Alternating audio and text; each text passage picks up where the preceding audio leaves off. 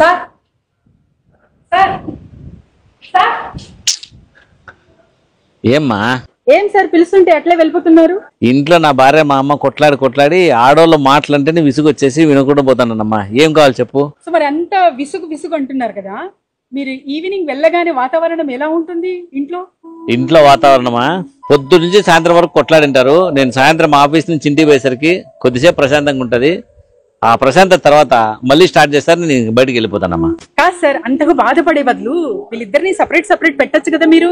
అది కూడా ట్రై చేసినానమ్మా. ఇద్దరిని సపరేట్ పెడితే ఈ ఒకసారి నాతో కొట్లాడుతుంది, ఈ ఒకసారి కొట్లాడుతుంది. ఇంకా 24 hours నాకు కొట్లాట్లుండి ఎందుకులే అని చెప్పేసి వాళ్ళిద్దరిని ఒక చోట పెట్టేసి నేను సపరేట్గా ఉంటానా.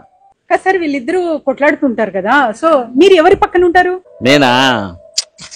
వీళ్ళిద్దరూ అట్లా కొట్లాడుతా ఉంటే నేను వెళ్ళి గోడ అవతల పక్కన ఉంటా.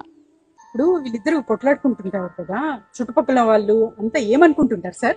ఏమనుకుంటారమ్మా, అందరూ నన్ను చూసి అయ్యో పాపం అనుకుంటా ఉంటారు. సార్ మరి అందరి ఇంట్లో కూడా అత్తా కోడళ్ళు ఫైట్ చేస్తూ ఉంటారు, దీనికి పరిష్కారం ఏంటి? రెండు పరిష్కారాలు ఉన్నాయి. ఒకటి తట్టుకోలేక సన్యాసుల్లో కలిసిపోవడం, రెండు సన్యాసిలాగా వాళ్ళతోనే బతకడం. సో మరి మీరు ఏ ఆప్షన్ చూస్ చేసుకున్నారు?